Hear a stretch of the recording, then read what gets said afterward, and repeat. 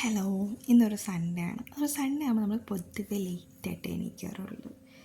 ഞായറാഴ്ച എന്ന് ഓൾറെഡി മനസ്സിൽ തലേന്ന് ഫിക്സ് ആയതുകൊണ്ട് എന്നാണെന്നറിയില്ല, അലാറം അടിച്ചാലും ഇല്ലെങ്കിലും താമസിച്ചു പോകും. പിന്നെ നമ്മൾ രാവിലെ എണീറ്റ് പാലൊക്കെ തിളപ്പിക്കാൻ വെച്ചു, ചായ ഇട്ട് കുടിച്ചേക്കാന്ന് വെച്ചു.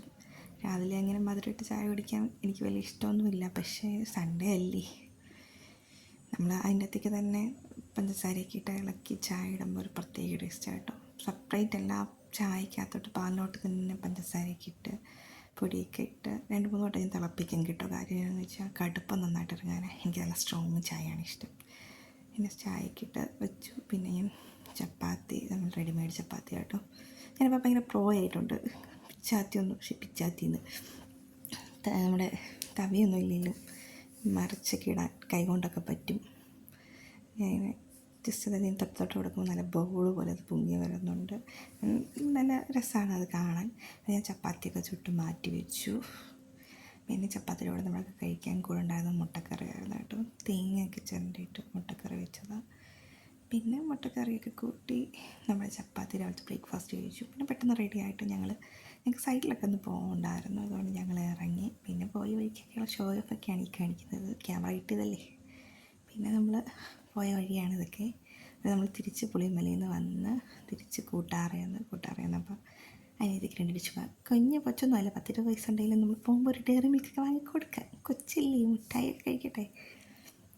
അത് കഴിഞ്ഞിട്ട് നമ്മൾ അവിടെ നിന്ന് ഇങ്ങനെ പോകുന്ന വഴിക്ക് അവിടുത്തെ പള്ളിയിൽ പെരുന്നാളാണ്. ഇതാണ് രാവിലത്തെ വ്യൂ. നമ്മൾ നൈറ്റ് പെരുന്നാൾ കൂടാനും കൂടാണ് ഇങ്ങോട്ട് വന്നത്. നല്ല തിരക്ക്, രാവിലെ തന്നെ നല്ല തിരക്കായിരുന്നു അങ്ങോട്ട് വന്നിട്ട്. നല്ല തിരക്കുണ്ടായിരുന്നു, വഴി നിറയെ നല്ല വണ്ടിയും കാര്യങ്ങളൊക്കെ. സാധാരണ ഇത്ര തിരക്കില്ല ഇവിടെ. പിന്നെ വീട്ടിൽ വന്ന് കയറിയത് ജനൽ തൂക്കിയിട്ടൊക്കെ നിൽക്കേണ്ട അടിയിൽ ഒരു ഷോ ഓഫൊക്കെ നടത്തി. നല്ല രസമല്ലേ. എനിക്ക് റീലൊക്കെ ഓർമ്മ വന്നു ഇങ്ങനെ കാണിച്ചപ്പോൾ. പിന്നെ എൻ്റെ അമ്മയുടെ നൈറ്റിയൊക്കെ എടുത്ത് ഞാൻ ഇട്ടു. സാധാരണ ഫ്രോക്ക് നൈറ്റിയൊക്കെ ഇടാറുണ്ടെങ്കിലും ഒരിക്കലും നൈറ്റി ഇട്ടിട്ടില്ല. ഫസ്റ്റ് ടൈമാണ് ലൈഫിൽ നൈറ്റി ഇടുന്നത്. ഫ്രോക്ക് നൈറ്റിയാണ് ഇടാറ് വീട്ടിൽ കൂടുതലും. എന്നാലും പിന്നെ താമസിച്ച് ഒരു 3 വഴിയൊക്കെ ആയെങ്കിലും നല്ല കാര്യമായിട്ട് ചോറുണ്ടു. വിശന്ന് പോയായിരുന്നു. നമ്മൾ പോയിട്ട് പുറത്തുനിന്ന് അങ്ങനൊന്നും കഴിച്ചില്ലായിരുന്നു. നല്ല ചീരത്തോരനും നമ്മുടെ പറമ്പിൽ ചീരയും തൈരും കപ്പയും മീൻ വറുത്തൊക്കെ കൂട്ടി ഇങ്ങനെ ഫുഡൊക്കെ കഴിച്ച് ഞാൻ വാഴയൊക്കെ കണ്ടുകൊണ്ടിരിക്കുകയാണ്. വാഴയുടെ സെക്കൻഡ് തിയേറ്ററിൽ പോയി കണ്ടതിൻ്റെ ഒരു ഇതിൽ ഫസ്റ്റ് ഇപ്പം നമ്മൾ TV-യിൽ കണ്ടുകൊണ്ടിരിക്കുക. പിന്നെ അതിൻ്റെ ഇടയ്ക്ക് ഫുഡൊക്കെ കഴിക്കുന്നുണ്ട്. TV കണ്ടുകൊണ്ടിരിക്കുമ്പോഴത്തേക്കും ഫുഡ് കഴിപ്പ് നടക്കുകയില്ല, കാരണം TV-യിൽ ഇങ്ങനെ നോക്കിയിരിക്കും. അതിൻ്റെ ഇടയ്ക്ക് ഫുഡൊക്കെ ഇങ്ങനെ കഴിക്കുന്നുണ്ട്. നമ്മൾ ഇപ്പം നമ്മൾ സ്വന്തമായിട്ട് കുക്ക് ചെയ്ത് കഴിച്ചെന്ന് പറഞ്ഞാലും വീട്ടിൽ വന്ന് അമ്മ ഉണ്ടാക്കി തരുന്ന ഫുഡ് അത് വേറൊരു ഫീലാണല്ലേ. കല്യാണം കഴിഞ്ഞപ്പോൾ എനിക്കതൊക്കെ മനസ്സിലായി. നമ്മൾ നൈറ്റ് ഉള്ളൊരു വ്യൂ ആയിട്ട് നമ്മളിങ്ങനെ ഫുള്ളായിട്ട് കാണാം. പള്ളിയുടെ സൈഡിൽ നിന്ന് ഫുള്ള് കാണാമെന്ന് ഓർത്ത് വണ്ടിയിൽ ഇങ്ങനെ പോയി നോക്കിയതാണ്.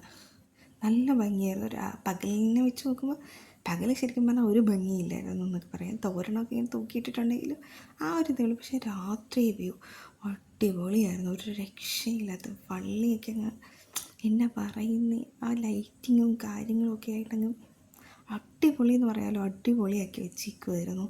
നല്ല രസമുണ്ടായിരുന്നു. ആ നൈറ്റ് വരുമ്പോഴാണ് ശരിക്കും നമുക്ക് ഈ ആഘോഷങ്ങളുടെയൊക്കെ ഒരു ഫീല് വരുന്നത്. ഒരു പള്ളിപ്പെരുന്നാളെന്നൊക്കെ പറയുമ്പോൾ നൈറ്റ് കാണുമ്പോഴല്ലേ നമുക്ക് ആ ഒരു ഫീല് വരിക. എന്താളായിരുന്നു പറയും, നിറയെ ആളുണ്ടായിരുന്നു, പിള്ളേരും. പിന്നെ ഗാനമേളയൊക്കെ അങ്ങനെ അതുകൊണ്ട് പിള്ളേരൊക്കെ സൈഡിൽ കിടന്ന് ഡാൻസ് കളിക്കുക. നമുക്ക് കാണുമ്പോൾ എനിക്കും തുള്ളാനൊക്കെ തോന്നി. പിന്നെ ഇടയ്ക്ക് എന്ത് ചമ്മലൊക്കെ വന്ന് ഞാനത് വേണ്ടെന്ന് വെച്ചു. പിന്നെ ഇഷ്ടംപോലെ ഇങ്ങനത്തെ കടയൊക്കെ ഉണ്ടായിരുന്നു, അധികമില്ലായിരുന്നു, എന്നാലും ഇങ്ങനത്തെ കടയൊക്കെ ഉണ്ടായിരുന്നു. പിന്നെ ഞാനും അമ്മയും ഞങ്ങളെല്ലാവരും കൂടെ പോയി മെഴുകുതിരി കത്തിച്ച് പള്ളിയിൽ. അവിടെ ഇങ്ങനെ മെഴുകുതിരിയൊക്കെ കത്തിച്ച് കത്തിക്കാൻ നിന്നിട്ട് അതിൻ്റെ അകത്ത് ഫുൾ കാര്യം നമ്മുടെ കയ്യിൽ പറ്റിച്ചു കേട്ടോ. എന്താണെന്ന് വെച്ചാൽ നമ്മൾ എത്ര ഒട്ടിക്കാൻ നോക്കിയിട്ടും മെഴുകുതിരി അവിടെ ഒട്ടിയിരിക്കുകയില്ലായിരുന്നു. അവിടെ കൈ കൊള്ളാൻ നോക്കുന്നതല്ലാണ്ട് അവിടെ ഒട്ടിയിരിക്കുന്ന പരിപാടിയിലേക്ക് പോകുന്നേ ഇല്ലായിരുന്നു. ഒരു 10-51 മെഴുകുതിരി കത്തിച്ചെന്ന് തോന്നുന്നു കേട്ടോ. ഒരു അധികം കത്തിച്ചു. 10-51 വണ്ടേ മെഴുകുതിരി കത്തിച്ചു. അമ്മ പറഞ്ഞ മെഴുകുതിരി കത്തിക്കാൻ. ഞങ്ങളവിടെ നിന്ന് കത്തിച്ച് ഫുൾ കയ്യിലെല്ലാം കരിയും പറ്റിച്ച്. പിന്നെ നൈറ്റ് വീട്ടിൽ വന്ന് തിരിച്ച് കപ്പയും ചിക്കൻ ഫ്രൈയും മുളകും തൈരും എല്ലാം കൂട്ടി ഫുഡ് കഴിച്ചു.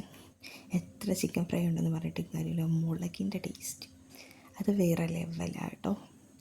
ആ തൈരിൻ്റെ അകത്ത് മുളക് ഇങ്ങനെ കഴിച്ച് നല്ല ടേസ്റ്റാണ്, എനിക്ക് ഭയങ്കര ഇഷ്ടമാണ്. അങ്ങനെ കഴിക്കണം. നല്ല വറ്റൽമുളക് ചമ്മന്തി, വറ്റൽമുളക് ചമ്മന്തി അല്ല, മുളക് പൊട്ടിച്ചെന്ന് നമ്മൾ പറയുന്നത്. അതും കപ്പയും ചിക്കൻ ഫ്രൈ. പിന്നെ എനിക്കതിനകത്ത് നാരങ്ങ ഇങ്ങനെ ചിക്കൻ്റെ മണ്ടയ്ക്ക് ഇങ്ങനെ പിഴിഞ്ഞ് വയ്ക്കാൻ ഭയങ്കര ഇഷ്ടമാണ്. പിന്നെ അത് കൊണ്ട് അതങ്ങനെ വെച്ചേക്കുക. അപ്പോഴത്തേക്ക് സമയം 11 മണിക്കായി. വീട്ടിൽ പോകാനുള്ള സമയം അതിക്രമിച്ച് കഴിഞ്ഞു.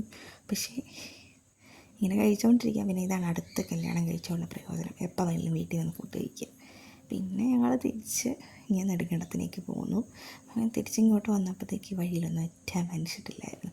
12 മണിക്ക് കഴിയാറായല്ലോ. പിന്നെ വഴിയിലിങ്ങനെ ആൾ കാണുന്ന